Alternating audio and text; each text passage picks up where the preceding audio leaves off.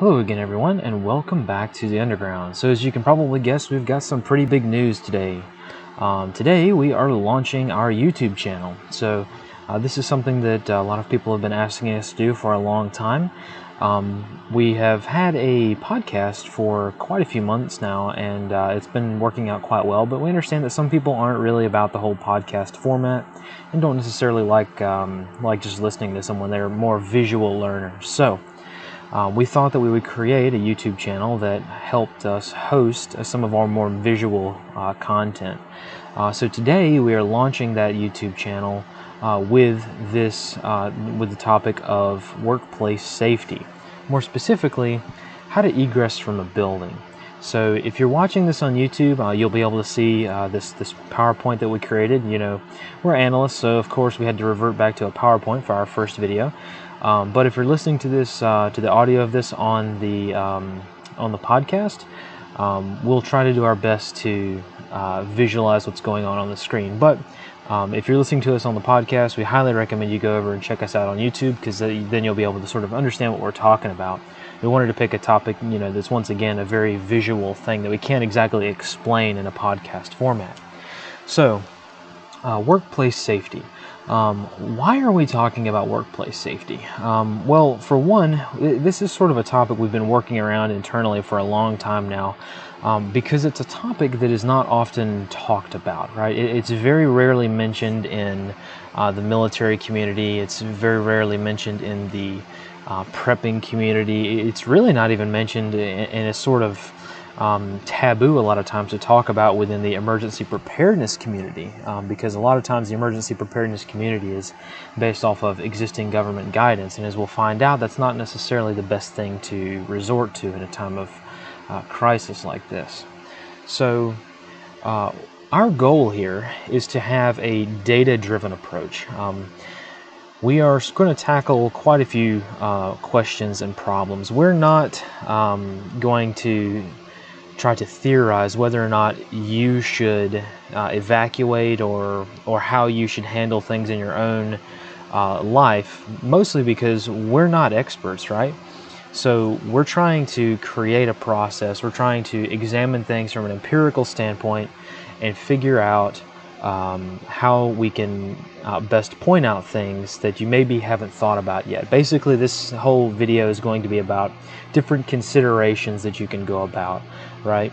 So, as we stated, this is not going to be a strictly a gear list video. We're not going to list out a whole bunch of gear that you are going to need. This is more of a considerations type video. We will cover gear, of course, but we're not here to sell a product. We don't get endorsed by anybody.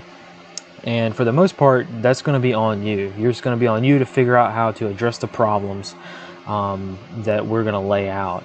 So once again, like we said, we're not experts, not by any means. But we do have some common sense, right? We're not able to perhaps contribute to producing a peer-reviewed scientific journal article on, emergency escape and things like that. But we are able to use some data, right? We don't have to be scientists to understand the scientific method, and sort of loosely use that as a guide for how to be better about preparing for these types of things, right? So that's really our goal, is to not necessarily use, it would take years to go through a scientific study of all emergency situations and then dissect them all and then figure out what's going on with each one of them and then provide recommendations. So we're sort of applying both some scientific knowledge and some historical knowledge, as well as a lot of common sense and what we think works. So that's why we're going to kind of weave back and forth between historical records and what we think. So, and this is why.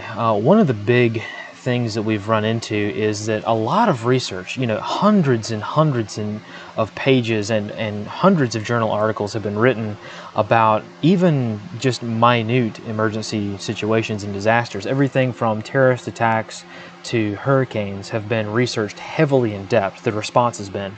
And the research has been conducted by experts, as it should, right? The research has been conducted by experts in the field, and it's for experts. So it's conducted for experts by experts. Research has also been conducted by experts to help civilians' chances of survival. So you've got experts trying to determine what's best for a civilian to figure out their way, and how can the layperson better understand a complex situation, such as some of these emergencies that have come upon us. But very, very little research has been conducted by individuals on an individual basis to help their individual chance of survival. So that's what we kind of hope to tackle today. We're laypersons when it comes to emergency management.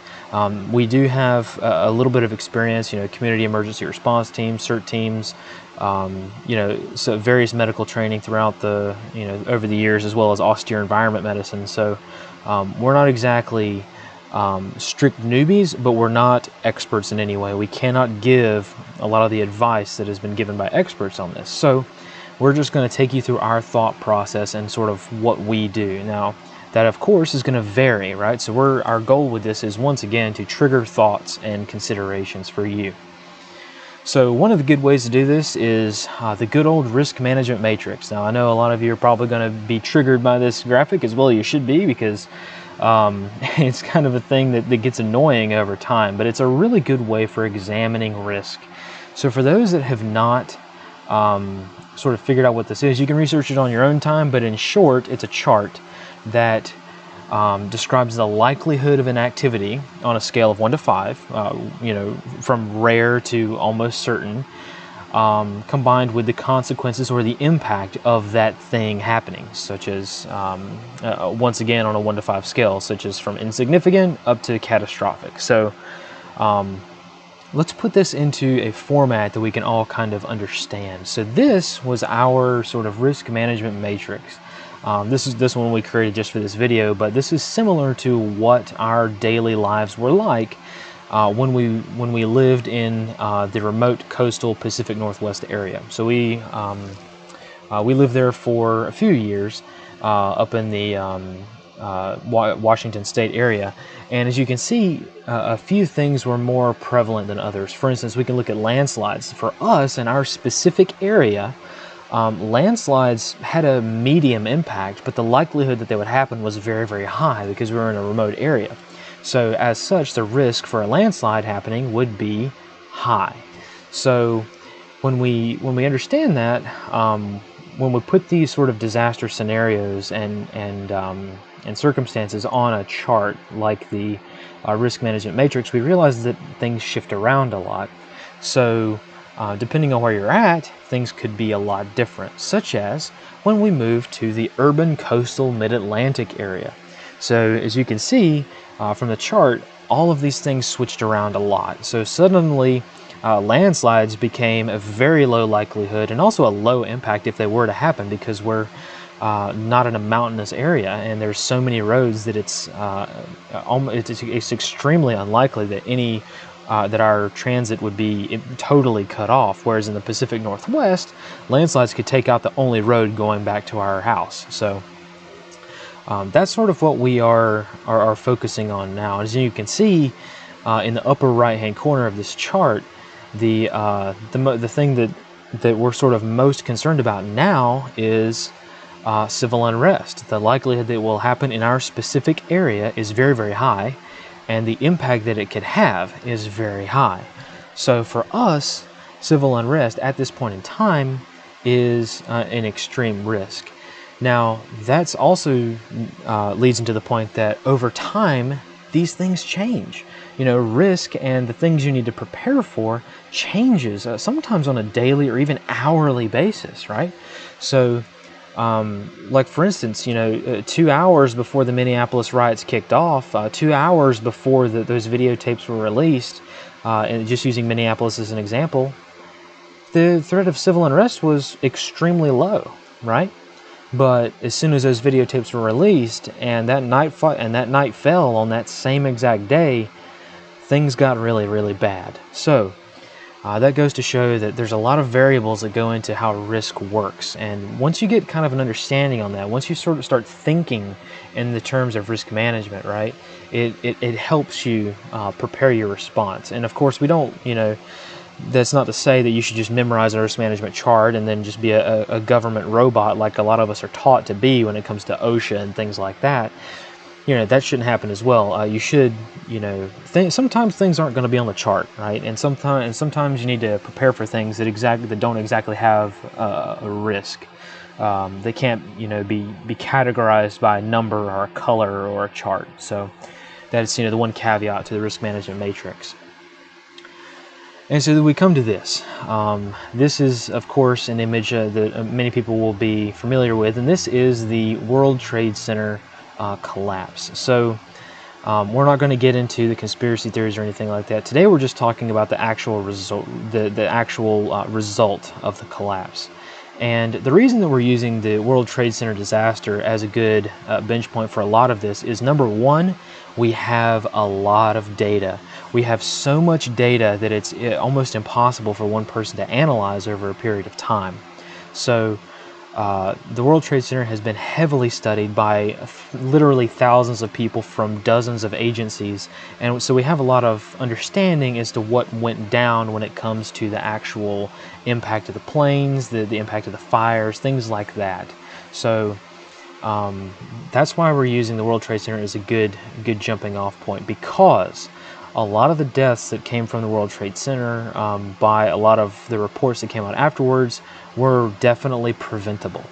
So obviously the people that were living in the direct impact zone of the aircraft, that was not a survivable situation, but a lot of the casualties that occurred, we're not entirely sure how many, right? But we can say that the number of people that could have been saved but weren't is significant. So but once again, we're not just talking about 9/11, the absolute worst case scenario, a complex multi-layered covert attack on U.S. soil that no one was expecting. We're also talking about things like the Grenfell Tower fire of 14 June 2017 in the UK. That was a simple fire, residential fire in an apartment building that started when a refrigerator caught fire, but that fire spread very, very quickly to the rest of the building, almost immediately, and it resulted in 72 deaths and only 223 people escaping. Now, if you look at the ratio of deaths to escapees, that's a very high number of people that died from this tower, and the investigation is still ongoing because it turns out that a lot of the cladding on the side of the building played a big impact on it. And as you can see here, just a simple peruse of Wikipedia can find out that a lot of other fires have been started, a lot of them resulting in fatalities due to the exact same construction features, the exact same safety violations that occurred in Grenfell Tower, also started fires in other buildings around the world, from South Korea to New Jersey.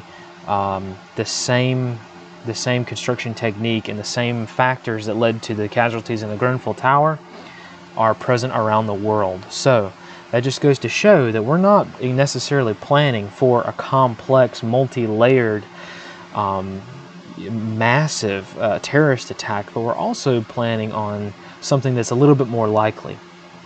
Even just the other day, one of our writers sent us a message saying, "Hey, look, my refrigerator caught fire in my house." There was some kind of leak. It was just sitting there in the kitchen, and I was working at the kitchen table on a report I was writing, and I turned around and I smelled something like rubber burning. I turned around and there's smoke coming out from behind my refrigerator.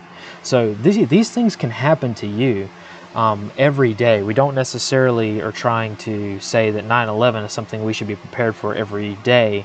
We're also trying to prevent normal things like building fires. So, as one might expect, this video is really heavy on the fire, and that's for a few reasons. We've become, I suppose the word is, slightly more paranoid after our local riots swept through our area, and it's because of fire. So we can defend ourselves against, armed invaders. We can defend ourselves against, people throwing rocks and bricks and stuff. But one of the things that cannot be stopped by us alone is fire, right? So we're heavily reliant, almost totally reliant on the fire department to help us out with that. And as we saw in our local area, and it was widely publicized in not just our area, but also in Minneapolis where it all started, but also in New York, Atlanta, California, firefighters being attacked with bricks and Molotov cocktails because they were trying to put out fires, and the rioters were trying to burn as many things to the ground as possible. So for us, fire is a huge deal. And as a result, we learn a lot from firefighters themselves, right? Firefighters are extremely good sources of information because fires have been going on for quite literally millennia. And as such, the technologies in firefighting and especially the personal escape procedures have changed radically. So as we see here in this image, we have a firefighter that is practicing egressing from a window on an upper story building. And that's where we're going to spend the bulk of our time talking about our system for that. Because one of the things that not a lot of people are talking about, we haven't seen anyone talk about this within the sort of prepping type emergency preparedness community, with the exception of one source has mentioned it. And we'll talk about that in a second. But this is a thing that goes on in every fire department in America, and it's firefighter egress systems. Basically, this is a rather large pouch that they put in the pocket of their turnout coat that basically allows them to, within just a few seconds, escape a room and rappel down to the ground from a window. And it's something that's very interesting to study and worth looking into more. So if you want more information about this, I highly recommend you look up firefighter egress systems. It is a very, very fascinating subject to delve into. Even if you're not a firefighter, it's something that's very interesting to do, especially if you work or live in a building that's, say, 2 or 3 stories or even taller than that. Which we do. We live in and work in buildings which are more than 1 story. So it's something to keep in mind, especially for that. So this is essentially what the goal is, and this is a photo of a firefighter that's egressing from a structure that's on fire. He was unable to egress out of the room any other way, and he was forced to use his last resort, which is to go out the window. And we don't want to see the repeat of the very infamous people that have been videotaped and photographed jumping from high-rise buildings because the fire was just too much. We don't want that. We want to have at least some last ditch. It may not be survivable, right? As you'll see when we get into this, the firefighter escape system and egress package that we've sort of created is not foolproof by any means. It is not something that you train on unless you are in a very controlled environment. It is a very, very much a last-ditch method, but it is infinitely better than simply just jumping out the window and hoping for the best. So, one of the big things that we're also thinking about that no one seems to be talking about are the COVID procedures and mitigations. So, one of the big trends that's going around in literally every single profession is these COVID barriers. So as we see here in this image, this is a gym that has become very famous for setting up individual workstations, workout stations that have, they're basically just cubes of PVC tubing with plastic set up all the way around them. And in order for people to be able to work out without wearing a mask or something like that. Now, on the face of this may sound like you can debate whether or not this is a good or bad thing. However, no one seems to be considering that this is, in fact, a very big fire risk. So let's just take this image here and let's darken it for a second. So imagine that you're in a fire, and of course the power is going to go out because the fire department, the first thing they're going to do is cut power to the building. So the lights are going to go out. All right, so it's going to get darker. Okay, well now let's add in some smoke. Well, you see how hard it is to be able to locate the doors and exits, much less having to deal with, multi-mil plastic that you can, and plastic tubing that you can get entangled in. So That's a big concern, especially considering that our children are now being affected by this. So this photo shows a lot of the procedures that classrooms are taking. Now, we could not find an actual photograph of our local elementary school and primary schools, which have the actual full cages around the children, but we do have this artist rendition of the new procedures for basically doing the same thing with these little cubes and sort of cages put around each child's desk, and the child goes inside the plastic barrier and they are able to do their schoolwork without a mask on. Well, here's the thing. This plastic sheeting is not easy to tear through with your bare hands. Like, you need a knife to cut through it. Especially if you can't get a good purchase on it, if you're in duress, if you can't see, if you're panicking, if you're already tired and sleep deprived, you're already fatigued from having to run down multiple stairwells.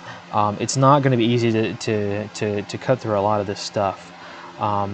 And then we also see, which this image shows, a lot of grocery stores and a lot of workplaces and businesses are now barricading their doors, right? If you've gone to a grocery store in America, or even Canada, or with our brothers across the pond over in the UK or in Europe, chances are you go into a grocery store, they're going to tell you to go in one way and exit one way. And in this case, in this image of Walmart, they've actually stacked carts up in front of one of the doors to prevent entry and exit from it, so that you can only enter one way.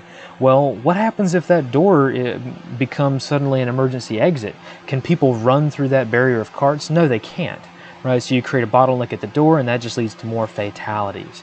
So when we go to our grocery store and we look around and we see that they've actually moved a lot of the grocery store aisles to cover up a lot of exits and not allow freedom of movement within the store, we think, how is this not a fire hazard? And it turns out that fire departments agree with us.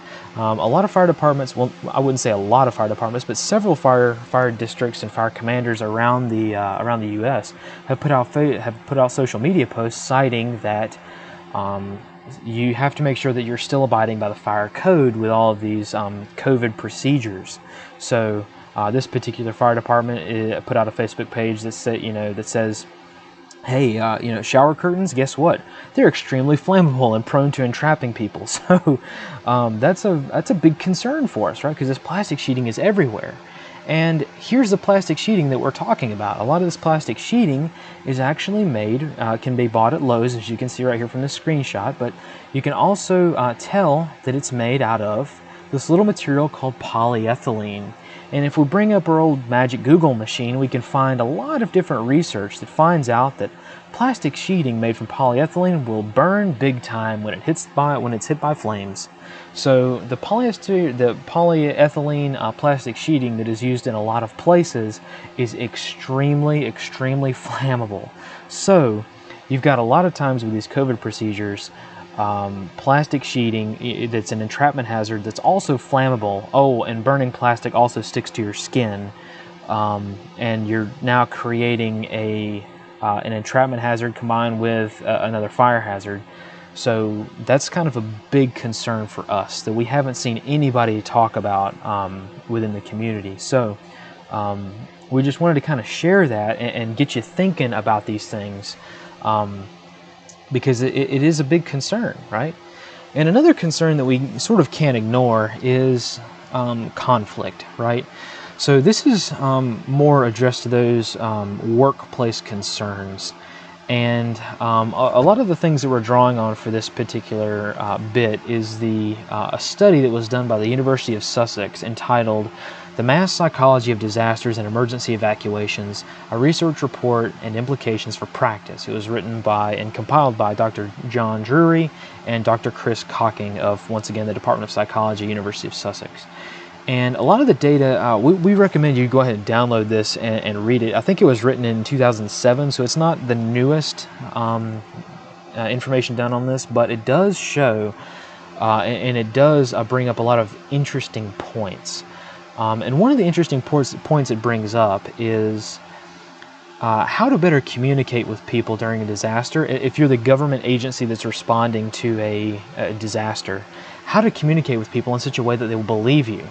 because, as we can see here by this article, one of the big concerns on 9/11, this article was written, by the way, I think 2 days after 9/11. One of the big concerns were people being extremely angry. The survivors of it were angry immediately after 9/11 because the Port Authority told everyone to go back inside the building. Because we have to remember what actually happened during 9/11. The World Trade Center, when the first tower was hit, there was a lot of debris falling from that first tower. So people were told to stay inside because it was the conventional wisdom was that even for a plane impact on the World Trade Center, it was safer inside the building because people had already been killed that morning from falling debris and big shards of glass and steel girders that were falling that were the size of vehicles.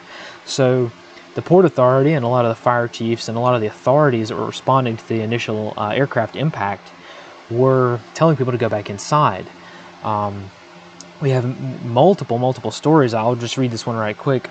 But he told the Observer that as he ran downstairs, I heard people being told the building is secure. The safest place is inside. Stay calm and do not leave. That's what they were saying. They were telling people to go back up to their offices and their desks like the building was not in danger. Right? So that's just one story of many. In fact, here's another story that's more well known. This is the story of Stanley Primnath, which I'm sure we're butchering that name, but that's how I believe it's pronounced. And we'll just read that one right quick for those listening on the podcast, that Primnath had initially evacuated the building after the first plane had hit the North Tower, but was told to go back inside.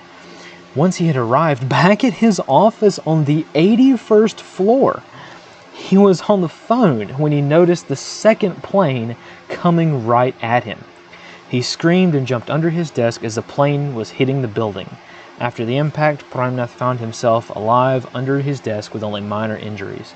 Stanley Primnath was a hero that day because he helped a stranger get Egress out of the building, because after that happened, he of course egressed. And you can read his story on your own, but the point is that he was outside the building. He was on the street, right? He was safe. And they told him to go back inside, and he made it up 81 floors while there was a major terrorist attack in progress because he didn't know any better, right?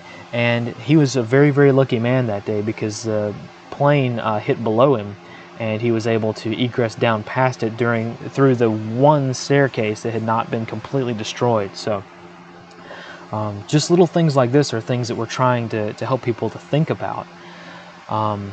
So, and that sort of leads us to this point of, thinking, do I need to evacuate even though my boss and the police say not to? And that's something that you're going to have to evaluate for yourself, because as we all know,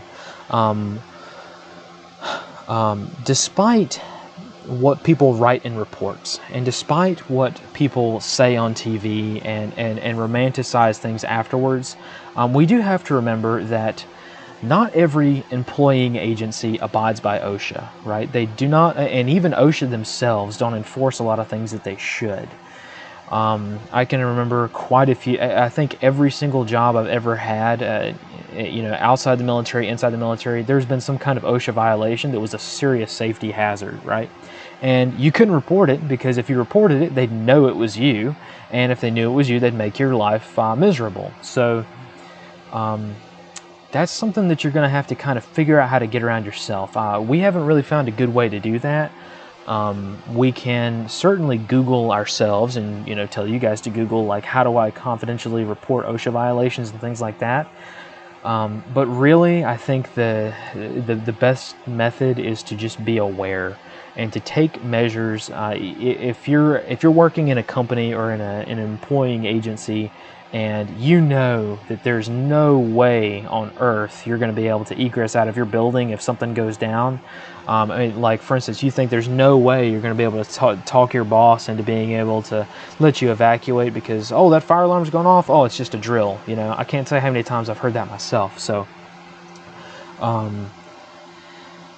yeah, it's a big concern. I can't tell you how many times I've had to stay inside a skiff while the building I was in was actually on fire, only to have a fire axe come through my skiff door because they were trying to get people out of there and hadn't realized that there were still 3 of us in the skiff because we were told to stay by the Navy Lieutenant Commander who had left himself. So we realize these situations exist. We're not going to ignore them, and we're not going to sugarcoat them like a lot of these government reports will do. But we do need to say that we don't have a good solution for you. We just need you to think about what you can do. And if you're in that situation, you're going to have to take a lot more preparations than what we're going to recommend and what we do. So that's just something to consider. Another thing to consider is the longevity of a disaster. So as we can see here in this image, we have the World Trade Center, and look how many floors were affected. So on the WTC2, the South Tower, the impacted zone was from the 85th floor down to the 77th floor. That's a lot. That's a huge distance. And likewise on the WTC1, on the North Tower, it was from the 99th floor down to the 93rd floor. So that is a very long distance, right? Even the systems that we have would not have saved us had we been above the impact zone. But really what we wanted to call your attention to is at the bottom of the screen here. The WTC2 collapsed after 56 minutes, and WTC1 collapsed after 102 minutes. So these are not immediate things. A lot of the casualties that were injuries, or the survivors, or the people that basically were in the towers but made it out in some way. A lot of them were able to make it out because there was plenty of time. We're talking almost an hour for the shortest time, and over an hour and a half for the other tower. They had plenty of time to egress and get out of there. So we just want to stress that the tower collapsed at minute 102, right? So at minute 101, people were still in that tower debating, well, should I go down? They're still stuck on like the 3rd or 5th floor, 3rd or 4th floor, or they're still stuck up, God forbid, above it. So up until the minute it collapsed, no one thought that those towers would collapse. So that's just something to remember as well, is that yes, you may have time, but you don't know how much time you might have. And we have this concept of complacency that happens over time. For instance, the longer a disaster goes on without a change in severity, the more likely people are to become complacent. So that did happen a lot at the World Trade Center disaster, because it's been up in the it's been half an hour since the plane impacted it, and the building's still going strong. There's no reason to think it'll fall, right? That kind of mentality cost a lot of lives that day. So that's something to keep in mind as well. And once again, this is kind of a schematic of what the WTC1, the actual visual evidence of fires. These were the windows that you could see fire in from the ground and from the air. And as you can see, this would have been very, very, very hard to survive had you been working or been located above the impact zone. We can theorize about WTC all day long, but the fact of the matter is that even the systems that we have created for ourselves are not foolproof, right?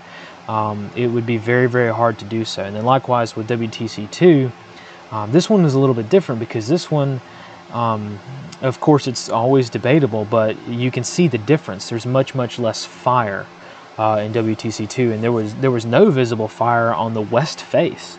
So that just shows you a difference between the two, and basically how even the same disaster can be very, very different. Buildings which have essentially the identical structure and they were hit with essentially the same attack can be very, very different depending on just a few different factors. So and then moving on to, this is the NIST report, the NIST report that was put out. There have been hundreds of reports put out about 9/11, but one of the big ones was, one of the big takeaways that we got from this report at the time was the milling about, right? One of the things that hampered evacuation was, as it says here, I'll just read it out for the podcast listeners, that normal response to uncertain but urgent circumstances involving information seeking, information exchange, and observation.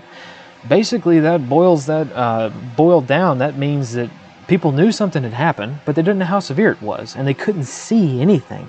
Right? They knew there was a fire. They knew that the people in the second tower knew that a plane had hit the first tower, because that was very obvious from the very start. But people in the towers, it took them a little bit to find the information about what had exactly happened. Had a bomb gone off, as had happened before and they had trained for, and things like that. And then another concern is, here on the slide, it says preparatory behaviors, gathering materials, making phone calls, computer backups and shutdowns, things like that. Basically, people tidying up their desk and closing things down for work, just like they're going home for the day.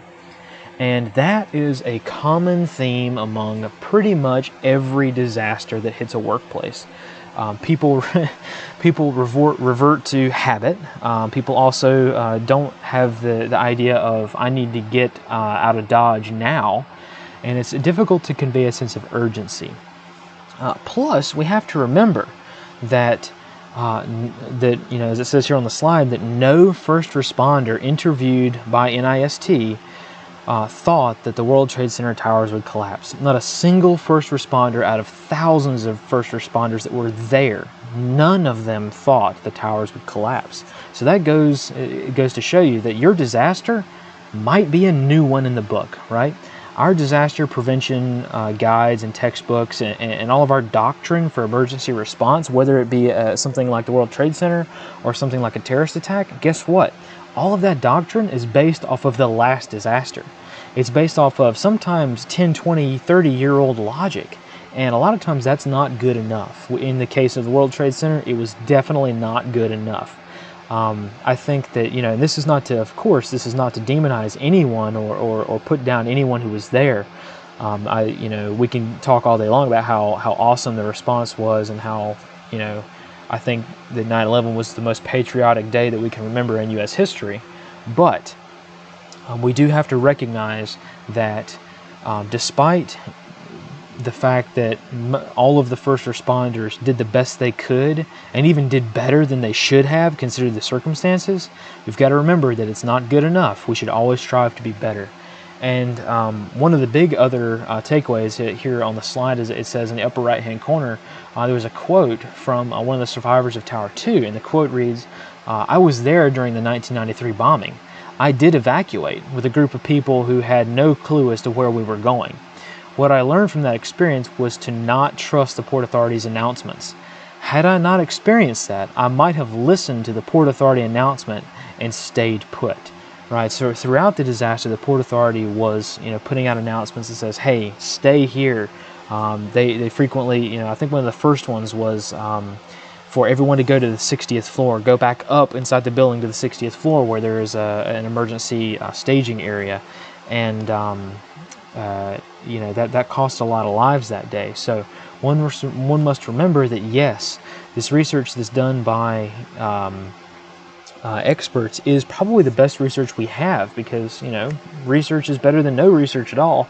But you also have to remember that common sense dictates a lot of things, and we can't armchair quarterback the 9/11 incident, but we can say that we can armchair quarterback our own disasters during the time that they're going on. We can certainly say, hey, they're telling me this, I need to do this. That's perfectly fine, and that's what we're encouraging to do. But once again, it requires a lot of extra factors that we'll go over in a second. So, like I said, this topic has not really been touched on by a lot of people. I think one of the good resources on YouTube that's the more famous resource is the Urban Prepper. I'm sure a lot of our listeners and followers and people that are sort of in our network are aware of the Urban Prepper. The Urban Prepper, is a guy who lives in the Pacific Northwest. Puts out a lot of the videos on YouTube and is, an extremely organized. He's well known for his urban content, right? His urban, bug out bags and disaster preparedness. He's known for his little kits. I think he's got a kit for pretty much everything. But he's also known for extreme organization. So if you want to learn more, we highly recommend you checking out the Urban Prepper. by no means not a perfect resource, but you know what? It's got a lot of good information out there. So if you're into that sort of thing, that's a good resource to follow up on, because we're certainly not experts in the field, but you know, he's got a lot of good points about things. You know, I don't think any prepper is really an expert in the field. I think that we're all doing the best we can, because you know, prepping and emergency preparedness and just having a generally good situational awareness and thought process and plan, that's not an exact science by any means, right? So we're just trying to do the best we can, and I think you know, this is one of the very few resources that's actually talked about it. But unfortunately, when we start going down the prepping road, this is where we have to bring up prepping and then immediately bash it, is that prepping usually has a few stigmas associated with it, which we'll talk about in a minute, but one of the big things people get hung up on is the gear. We've done it ourselves. I think I spent probably the better part of my Boy Scout days amassing a collection of military surplus gear and all kinds of things that are, you know, cool little gadgets and knives. Oh my gosh, I probably got, you know, 100 knives in a drawer somewhere in my house. But yeah, we tend to get hung up on the gear a lot of times, and that's not necessarily what we're going for, right? Sure, there is an interesting matrix. I couldn't find it for this video, but there is a matrix, I think, that was sort of talked about first by Dave Canterbury, and the logic is that the more knowledge you have, the less gear you need with you. Likewise, the less knowledge you have, the more gear you need to make up for that lack of knowledge. That's why bushcrafting is such a big hobby amongst people, because bushcrafting, the idea, right, is of course, you know, self-reliance and things like that. You know, bushcraft type setups, and you know, you just Google the term bushcraft, you know, camping or bushcraft hiking or just bushcraft in YouTube, and you'll find a bunch of people. You'll know exactly what style it is, you know. And it's not about taking, you know, highly complex gear into the woods. It's about doing more with less. Now, likewise, consequently, we do have to have gear, right? There's no amount of knowledge that can save you from jumping out of a building. There is no amount of knowledge that can protect you from breathing in fire, right? So we do have to have some gear, but we also have to remember that it's not just about the gear. And we ourselves have a hard time sometimes remembering that, because we're definitely definitely gearheads here. We definitely like our gear and like our cool gadgets, and you know, as soon as our paycheck lands, guess what? It's probably getting spent on some camping gear or something, or a gun part or something. But yeah, it's just to remember that we don't want to fall into the trap of building kits, right? We don't want to fall into the trap of building bags, right? We want to get into the mindset of knowledge above everything else. So that's where we're going to start. If you want to start with the whole line system, kind of going back to the urban prepper, I'm not sure if he's the one who invented it, but he definitely talks about a lot of his earlier videos, and it's become basically a lot of doctrine nowadays of different lines, right? You know, line 1 being the things you have, the gear and the things you have in your pockets and on your person. Line 2 is, you know, like on your plate carrier or your chest rig or whatnot, and line 3 is like your backpack, right? And you go on from there. But we're going to start here. We're going to use that as a rough guide, right? But we're going to start with line 0, and that's the stuff that's inside your head, right? And one of the big things, if we're going along with, you know, the fire theme here, we're very heavy on fire this particular episode because it's such a big concern for us. Just knowing where your fire exits are. You know, how many people, just think to yourself right now, you work in an office. If you work in an office, your office is required to have a fire evacuation plan. Okay, well, do you know where that is? Do you know where that placard is on the wall? Because it's required to be posted. Do you have a picture of that evacuation plan on your phone that you can show to a firefighter and tell them, hey, my coworker, the last time I saw them was here? Do you have that? And if not, you probably should take steps to correct that. Likewise, when you stay in a hotel, how many of you take a picture of the fire evacuation map when you get into your hotel? Because a lot of times, you know, hotels, at least in the United States, are required to have the evacuation map like on the back of the door or something like that. But I've stayed in many hotels in Southeast Asia that don't have that at all. So that's something to keep in mind as well. Either the placard's gone or it's just a bad hotel. And, trust me, these things tend to compound, right? So if your hotel is not following the code by posting your evacuation plan from your room to the emergency exit, chances are they probably skimped on some of the other fire protection methods as well. So that is, once again, something to keep in mind. So another thing is, know where your first aid / fire equipment is at. We're not talking about strictly fire things nowadays, because in a lot of workplaces and a lot of public places, a big concern nowadays is active shooting, or some kind of altercation, or something involving a gunshot wound. So a lot of places and a lot of workplaces are implementing these bleeding control kits, as we see here in an image. And a lot of people, they're new, right? So everybody, pretty much everybody can roughly guess where their fire extinguisher is, but then do they know where the bleeding control kit is for their workplace? Something, once again, to think about. Another thing to think about is, the status and the exact layout of your offices, workplaces, the place you spend your time that's not your home. What is the sprinkler situation? Do you have a sprinkler?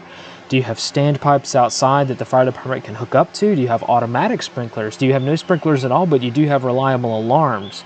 Something to be very considerate of, because a lot of this stuff matters. And then another thing to be considerate about, to think about, is not necessarily fire, but also flooding, right? So this here is a map of a flood area. Not a whole lot of people know, and you can Google this yourself, but FEMA has a flooding map that you can actually type your address in and find your workplace, and it will tell you whether or not your workplace is in a flood zone. And newsflash, pretty much every building on Earth is in a flood zone. The question is, what has to flood first? So for instance, our work center is not so much a huge risk for flooding, but considering it's like 100 feet above sea level, I think. So basically, if our office building gets flooded, and our house is even higher than that, so if our workplace or if our house gets flooded, basically the whole East Coast is going to be underwater, right? It's going to be an apocalyptic scenario, right? So that's not something you can exactly prepare for. However, the route that I have to drive from my house to my office is under sea level. It definitely goes right through a flood zone, and there is no way I can get back to my house from my place of work if a flood happens, because literally my house sits on my little geographic area. The general area in which I live in is in on a hill. Same thing with my office. And basically, if there's a flood in my area, guess what? My office will be an island. My house will be an island. I can't get to one or the other if there's a flood. So that, that prior knowledge, that prior research can save you a lot of time, and it is something to consider. So, for instance, if I'm at work and I get a notification that says, "Hey, heavy rain is expected within the next few hours," and I just research it more and find out, oh dear, there's a flood warning for a flood watch on until like 9 p.m. tonight. Guess what? I'm going to pull chocks. I'm going to leave work and go home early if I can, and that will allow me to make sure that I'm at least at my place of residence before the flooding starts. Now, if you don't have that flexibility, if you have to stay at work basically until your building catches fire, and then even then a few minutes afterwards to tidy the place up a bit, if you live in and work in that type of environment, we've been there with you. Trust me, I feel for you. But you're going to have you're going to have to have the capability of staying in your work, or staying nearby, the places you can walk to, if you can't make it back to your house. And this kind of, to ending on the knowledge note, we wanted to bring up kind of an interesting facet of practicing with your gear, right? It's become sort of not so widely known, but widely known throughout the commercial survival industry, that we have the case study here brought up that the famous Captain Sully landing on the Hudson, U.S. Airways Flight 1549. there were 150 people on board, right? They were landing in the water. So basically, that safety brief, right, that you get when you fly, like people who have never flown before, had never set foot on an airplane, but have seen that in movies. They've heard comedians talk about it. They've seen it in popular culture. Like it's so pervasive throughout society and so taken advantage of by comedians in the late 80s, early 90s, that everybody knows generally what the safety brief is when you get on an airplane, even people who've never flown before. But despite this, there were 150 people on board that aircraft.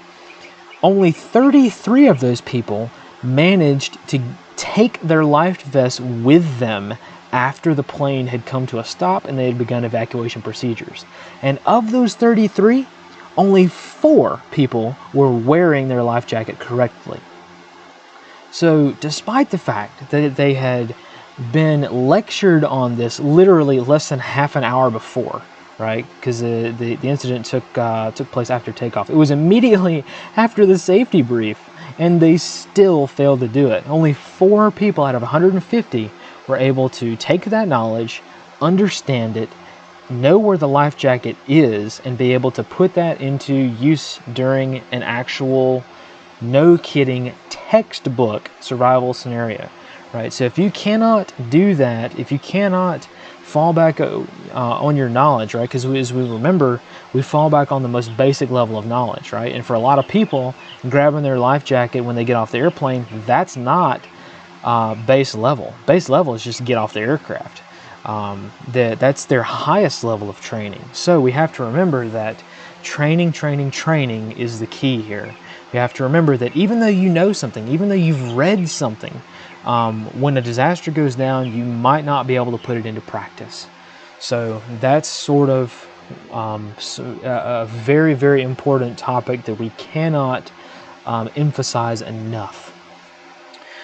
But moving on to line 1, this is the stuff you're wearing and carrying on your person. Now, the first thing we have pop up here is a Cobra belt with a Cobra rigger's belt with a D-ring attachment. This is kind of essential, right? If you work in a job where you're able to wear a web belt, i.e. in the military, you better do so, because this type of thing is pretty much mandatory. If you don't have this, you're not going to be able to get very far.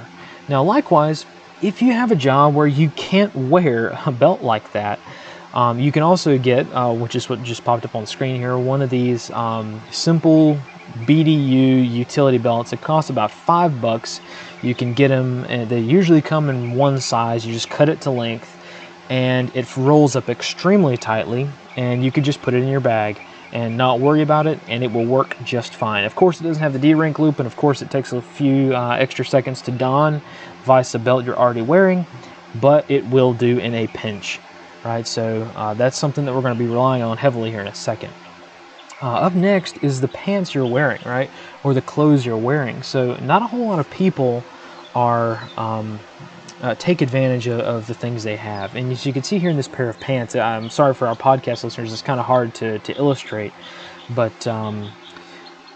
these dotted lines going from the waist belt all the way down to almost the end of the ankle, that's how we have rigged up a small short strand of paracord.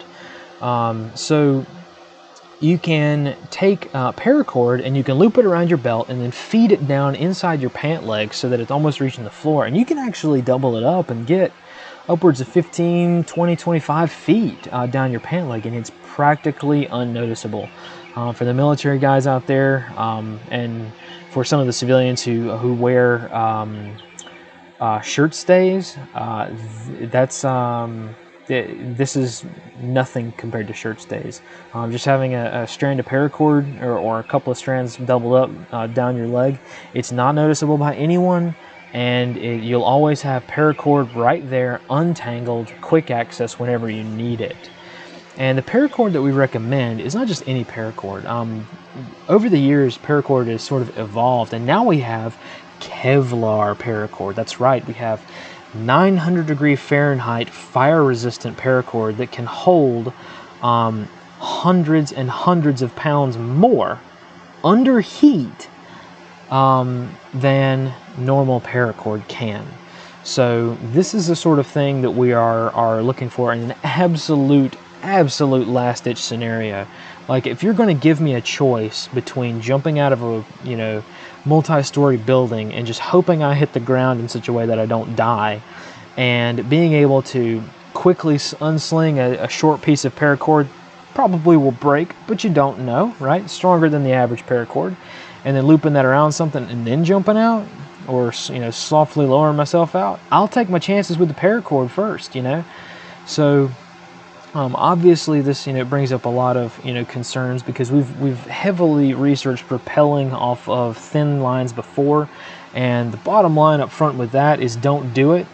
You're probably going to die, but I will take probably going to die over definitely will die any day of the week. So it's very, very cheap to buy, it's unnoticeable, and it's just always there with you when if God forbid you needed it.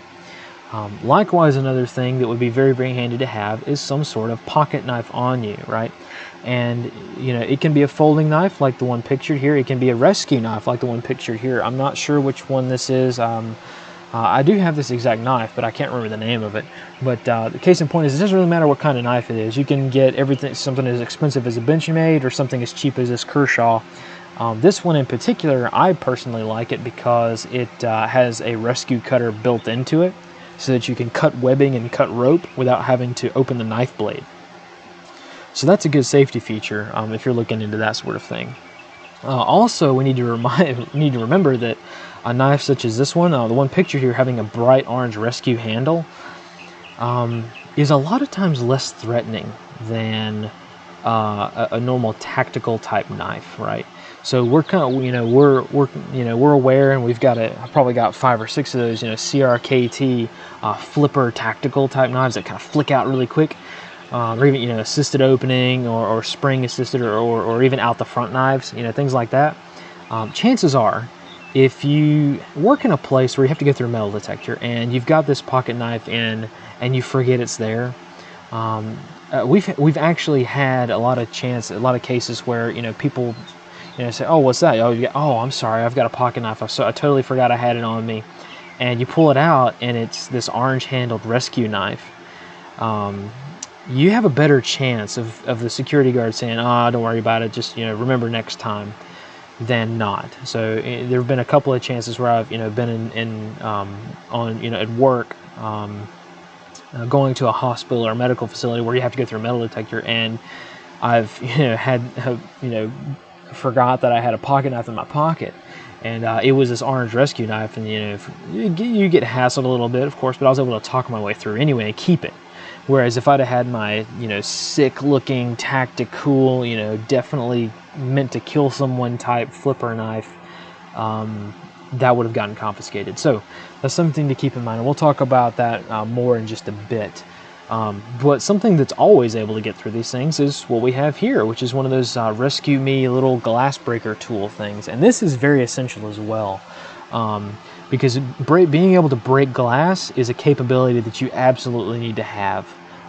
You might have trouble getting it through TSA and through a metal detector, but chances are, if it's on your key ring and you put it through a metal detector, nobody really cares. I've taken this on planes before. Probably should not have been able to, but TSA didn't give it a second thought, and yeah, it's just a glass breaker with the Rescue Me things even have a little seatbelt cutter in them as well. But yeah, this is something you definitely need to have on your person, on your key ring. It's a mandatory thing to have some sort of glass breaker. And if you wanted to have something a little bit more covert, they do make ones which unscrew, and which are sort of like a little a keychain pen, but you unscrew the pen and flip it around, and it's got a glass breaker on the back side of it. So you'll have to research those. There are a dime a dozen. There's a bunch of them on the internet, but it's worth looking into because it's a pretty cool concept, and it's a little bit more covert, if you know what I mean. So another thing that you're going to need to have on you at all times is just as essential as the belt, and this is a locking carabiner. You can't do any of the things we're about to talk about without it. Sure, you can do it in a textbook. Sure, you can rappel without a carabiner or without a belt using the rope alone from a textbook. But unless you've actually done it under duress with a small diameter rope, then you realize that it's not possible. So you really need a locking carabiner. And then finally, something that everybody needs to have, regardless of what you do, where you work, or anything, is a small little keychain flashlight. This particular one looks like it's a Phoenix EO5. Doesn't matter what it is, but these small little 1 AAA flashlights have gotten extremely cheap and extremely powerful over the years. You can even get ones that have little clips that you can clip them to your hat or your shirt collar, and that way you can have hands-free light. But I can tell you that in an emergency situation, the number one thing that's going to go out before anything else is the power. So you need to have the ability to see, and also, you know, you can signal with it. You can do so many things with light, and it's cheap and it's weightless, and you can carry it everywhere. So that's something that you need to do. So then moving on to our sort of firefighter escape system. Now this photograph here is a picture of a commercial one that you can buy. It's meant for firefighters, and as you can see, there's a few different components. We have the rescue hook. Looks like a CMC flash hook version 2. That part is meant to hook onto, you know, door frames, window ledges, things like that, to be able to egress out of them. You can look this up on your own. I'm not going to go into depth about the firefighter egress system because there's a few alternatives here. This actual system, the one you're looking at right now, is several $100s, right? We're talking about, you could either buy a Glock or buy one of these. And so a lot of people don't have that kind of money, and you know, we don't either. So we substitute the descent control device, or the rappel device, or the belay device, whatever you want to call it, depending on what profession you're in. We substitute that with a small mini figure 8 rescue 8. We couldn't find the actual picture of the one we have, but this one's pretty close. So it's a smaller one. It's meant for belaying, rappelling. If you have any experience climbing, you'll know exactly what this is. But if you don't, I'm sorry, you're gonna have to look this up on your own time. But that's absolutely needed. So if you don't have the money to get one of those fancy automated descent control devices, you're going to need some kind of figure 8. Likewise, we also add in a pulley to ours, a rescue pulley, just because, you know, we've done a lot of, you know, alpine rescue courses and whatnot, and sort of realize the value of having a pulley or 2 on us, and they're very small and lightweight. Likewise, Prusik loops, as you see pop up, Prusik loops are absolutely essential. You can make them yourself out of that extremely highly durable Kevlar paracord. It's a little thin, honestly, but you got to remember this escape rope is a lot thinner than your normal climbing rope, right? So it's going to behave a lot differently, and you're going to need a lot more friction to slow down. So you really have to test the system out in a very, very safe and controlled method before you do something like this. Likewise, also, just what, you know, we have popped up here, these are, I think they're made by Arc'teryx, but they are the lower half, the leg loops of that allow you to turn any Cobra belt, any rigger's belt into a full-on climbing harness that's actually rated for fall absorption, or for descent, forget the term, I'm kicking myself for forgetting the term, but arrest prevention, I think is what it's called, depending on what profession you're in. But basically, if you fall out of a helicopter and you've got this harness on, it's going to stop you from falling and not break. So these leg loops are compressed really, really tiny. They fold up into the size of maybe a half a pack of cigarettes, and you can slip them into the system very, very easily into an exterior pocket. So another thing we add in is, of course, the belt to go with it, because what if we're wearing a suit and tie? What if we're wearing a tuxedo, right? Worst case scenario, we're not going to be able to wear a rigger's belt. So we throw in a small, compact BDU belt. It doesn't have a belay loop on it, but you can still rig it up like that. It's not the best, but it's better than nothing at all, and it will work. We've tested it dozens, if not hundreds of times, and it does work. So it's just less convenient, and you have to be careful about going inverted, right? So another thing we add into this system is a set of gloves. maintaining the skin on your hands is very, very important, not just for being able to survive, but being able to thrive, right? If you want to be an asset to the people around you, not a liability. And if you are unable to keep the skin on your hands because a rope got away from you, or you cut your hands or something like that, you're a liability, you're not an asset. So a small, compact set of gloves go in this kit as well. And these gloves are special. These gloves are leather gloves, but they're lined with Kevlar. So I can reach up to a broken piece of glass and just put my weight on it, and it'll cut through the leather, but it will not cut through the Kevlar. And that's crucial. So they cost about $30, no more than your normal shooting gloves. And it's pretty much mandatory. If you don't have some of these, I highly recommend you get a few pair for things, not just these emergency things, but other things as well. They're very, very handy to have. And another thing we add in is a very, very small, compact set of goggles or some kind of eyewear. We prefer these goggles mostly because we got them for free through work. But this particular set of goggles, I can't remember who they're made by. I think they're made by Revision. Revision makes them.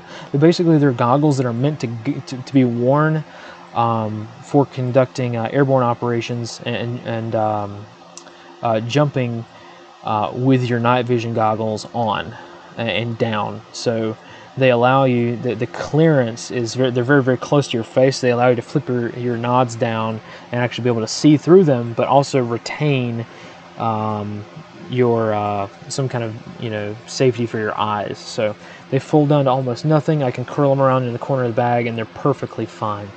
And speaking of the bag, we of course did this system sort of piecemeal, or at least I did my system piecemeal. A couple people bought the full firefighter rigs, but I've over the years sort of gravitated towards these particular, I think they're from Kieferoo Possibles pouches. And they have one big compartment you could stuff your rope in and stuff your hook and your descent device all rigged up in. And then the side pouches can be used for all this other gear. So I think they're very, very handy, and most importantly, they're non-threatening. So if you've got this pouch stuffed down into your backpack, right? Or if even better, you take it out of your backpack and just leave it at work, like under your desk, it's not threatening, it's not tactical, it doesn't look like something that's extremely valuable, which all of this gear is very, very expensive. But it doesn't look like it from the bag, and most importantly, it's a unique bag that I don't use for anything else, so I know exactly what the bag looks like and I can grab it quickly. Likewise, if you don't want to invest in that type of system, there's a company out there called Scotty Vest. They've been making garments for a long time. They started with the product they call the Scotty Vest, and basically it's one of those classic dad vests. But instead of it has like 30 pockets in it, right, on the inside. It's very, very covert. You could store an entire suitcase worth of stuff in it, and the way they have the pockets laid out is it lays very, very flat against your body. I even tested it one day. I had probably 18 pounds of gear in my Scotty vest, and it looked like I just was a little bit overweight. But I had so much gear inside. I mean, I could survive for weeks on just what I had in my pockets alone. So if you were to put this escape system and some of this other gear that we're going to mention in a Scotty vest and just like hang it on your door, hang it on the back of your chair, that would be cool too. That way you can at least put it on, and if you're forced to egress from your office, but they say, no bags, leave your bags behind, because that will happen a lot of times. You don't want bags in a stairwell occupying space and things. Nobody's going to tell you to take off a vest because it's so close to your body. So then you'll have your egress stuff with you at all times. Likewise, as we can see right here in this image, even Matthew McConaughey knows the value of the always cool and popular fanny pack. That's right. You guys know it. The fanny pack is back. Or some of us would like to say it never left. So as many people know, it's now become a very fashionable thing to do, especially in the military. Deployed is to have a fanny pack, which you can carry things like food, snacks, whatever, extra ammo, even sometimes your sidearm if you're going low profile. But yeah, fanny packs are cool, always have been, always will be. Just a personal opinion, but yeah, if you wanted to turn this thing and put this into a fanny pack, guess what? Nobody would know. And then that way you could literally be able to escape from any building you enter. So that's just something to, you know, food for thought, something to consider. It's our sort of catchphrases, you know, just something to consider. But yeah, so that's our sort of firefighter escape system. And that's how we have it laid out. And you know, once again, you can research each one of these bits of gear and this whole system and sort of figure out what works for you. But some of the other considerations you might want to think about when it comes to fire is, you know, one of the big things, and I know that if there are some firefighters out there that are saying, you know, hold up, hey, hang on a second, we're trained to use our egress systems very, very well. They only work in certain circumstances, and they're very dangerous to do. We know that. As a matter of fact, one of the biggest concerns for using a firefighter egress system is drawing the fire to you. So I highly suggest looking this up your own and doing some research. But basically, here's the short version. I'm going to draw here with my little cursor. Basically, imagine this window here in this image of the firefighter rolling out the window. This window was closed beforehand, and in just a matter of seconds, as soon as you crack that window, as soon as you break that seal, and as soon as that window gets pushed out or kicked out or whatnot, guess what? You just created a flow, an airflow area. So that fire is, guess what? Now it has oxygen to breathe, and that fire is going to come to you. So basically, if you're going to breach a window and rappel out of it with a firefighter egress system, you're going to have that system rigged up and ready to go, and you better be the only one in the room when you do it. We're not, and that's kind of a consideration for later, that we're going to talk about later, but like, look, this is for absolute worst case scenario. Fend for yourself. You can't help anyone. You can only egress and save your own life. That's the only time I would do that. Any case, of course, if there's a fire in my building, I'm going to take the fire escape, right, if I have time. But if I find myself in the room that's on fire, if a bomb goes off in the office next door and I can't get to the stairwell, guess what I'm going to do? I'm going to go out my window. So, and I want the capability to do that. I don't want to be trapped and be a liability. I don't want to be a victim that a firefighter has to save when I can save myself, and he can save someone who can't save themselves, right? So that's something to consider, is that it's very, very dangerous during a fire to crack a window or to open a window, because you have quite literally just a few seconds to get out that window before it's a total raging inferno. So that's food for thought. Once again, something to consider. And along those lines, there's a new sort of new genre of products coming out on the market, which is very interesting. They came about, I think, from the same company that created the breach pen that people have probably seen before. That's the sort of road flare looking device that you're able to light, and basically it's a device that will allow you to cut through different materials, even weld certain materials in certain circumstances. The same company that made those also made these sort of, they call them tactical fire suppression devices. Basically, this little mini fire extinguisher, and they even make them as small as a can of pepper spray. So the one that we have on the screen here is made by Blaze Defense Systems. That's the MK4, the Mark IV. It is a fire extinguisher that's literally in the exact same canister as a 4-ounce container of pepper spray and mace. So yeah, that's pretty cool. So if you are able to have one of these devices on you, now obviously if you're working in an office, it's in the same container as pepper spray, right? So people are going to think it's pepper spray, right? So you're not going to be able to take this on an airplane. You're not going to be able to take it past a metal detector, because people are going to be like, that looks like pepper spray, and you don't have time to sit there and argue for 5 minutes, 15 minutes about, oh no, it's just a fire extinguisher. Well, why do you need a fire extinguisher? You're trying to start a fire. You see how that goes. So this is really for people who are able to do it. And these things are pretty cheap. I think the smallest one is like $15, and so a little bit more expensive than an actual canister of pepper spray, but it's kind of a unique product, and if it fits within your needs, I think it might be an interesting product for you. They make them in all different kinds of sizes though, so you can research that further. We just wanted to bring it to your attention. And then another product that has been around for probably longer than the actual fire extinguisher itself is the concept of the fire blanket. Now these you can buy, there's thousands of people selling these on Amazon, and they're extremely cheap. They're anywhere from $5 to $10 a piece. These are fire blankets. And basically, all they are is sheets of fiberglass blankets that are sewn together, and you can use to smother out a fire. Now, if you're in an office or something like that, having a fire blanket on you would be a lot easier than having this canister of fire extinguisher, right? Not only because the fire extinguisher canister is really just for putting yourself out if you're on fire, because honestly, like, you're not going to be able to put out a room or anything. You're going to be able to put out a small, maybe even just like a small wastebasket fire with one of these fire suppression devices. But if you have a fire blanket, you could probably do a little bit more. And also, if you take this fire blanket out of its sort of obvious packaging and you just fold it up and stick it in like the laptop sleeve of your backpack, nobody cares. You can take it anywhere. You take it on a plane. Nobody will notice and nobody will care. They just think it's like a blanket folded up. But you know it's a fire blanket. So that's kind of a cool thing, cool concept that might be worth looking into. And then another thing to consider is the fact that a lot of people can't quite get over is you're probably going to get hurt. You're going to get hurt probably pretty badly when it comes to bailing out of a fire situation.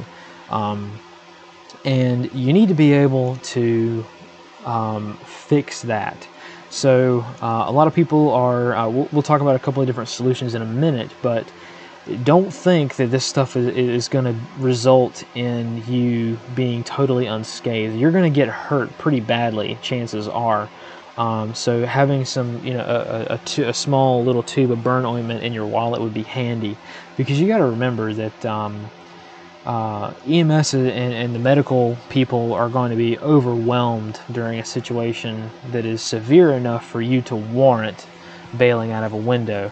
And you want to, of course, be the, if you're injured, you're injured. Like, you're going to have to rely on medical services there, but you also want to be the least amount of liability as possible, right? That's what it's all about.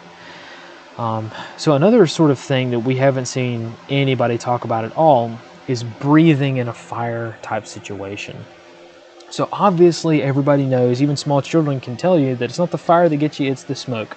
Or it's not the fire that gets you, but it's the carbon monoxide. So for those that haven't seen, for those that can't see it, that are listening on the podcast, the VK450 filters, it's a standard 40 millimeter filter. And if you've already got a gas mask in your office like we do, just sort of sitting there, guess what? You could turn this bad boy in, and that's an option. It will filter out carbon monoxide. It will work in as little as 19% oxygen.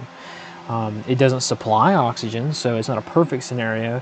And honestly, I'm not entirely sure if I would want to be in a fire environment wearing a plastic and rubber thing around my face and head. Just because I'm not entirely certain that any of that stuff is fireproof, right? It might stick and burn to my face, and I don't want to end up looking like, Two-Face from Batman after this whole thing's over. So, but I did want to mention it because we have much better options. One of the other vastly more expensive options is simply a small air tank. Anybody who's a pilot has seen these before. These are the HEAD devices, a helicopter emergency egress device. I think they go by a different name now. I think our Apache pilots call them the PHOD system. But essentially, it's a very small tank of air, and you are able to breathe clean oxygen out of it. It's like a mini scuba tank. You can breathe clean air out of it anywhere from 5 to 10 minutes, depending on the size you get. And that would be a completely foolproof thing to do. Now, of course, having a big tank in your mouth as you're trying to go downstairs, it's smaller than a water bottle, but it's smaller than like an Nalgene water bottle, but it's not easy at all. And I can't imagine trying to go through a fire with this sort of thing on, because it's pretty heavy. Also, you look very suspicious carrying it on an aircraft, so that's probably be very hard to do. Which is why the next thing we have is this. This is the Air Care Smoke Escape Hood. Now, for those that Google that term, we highly recommend you do Google that term, the Air Care Smoke Escape Hood. There's really only one American company making these, and I'm fairly certain they're made in China anyway.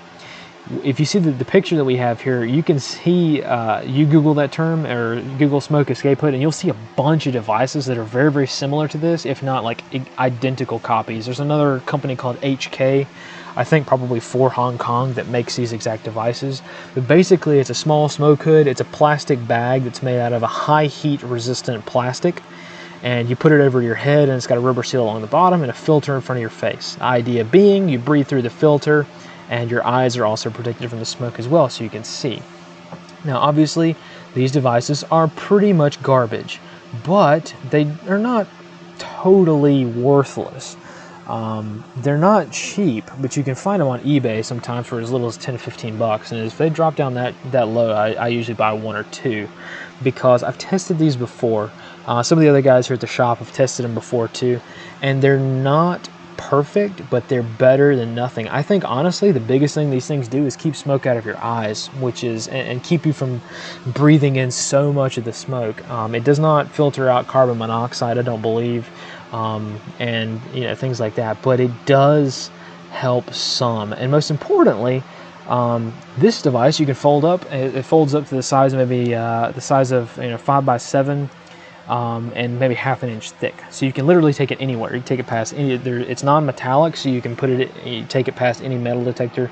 You can take it on any commercial airline, and usually, if I'm flying commercial, I'll have this right in my backpack. And when I get on board, I'll take it out of my backpack and sort of tuck it in my shirt or in my jacket, so that it's right there if I need it.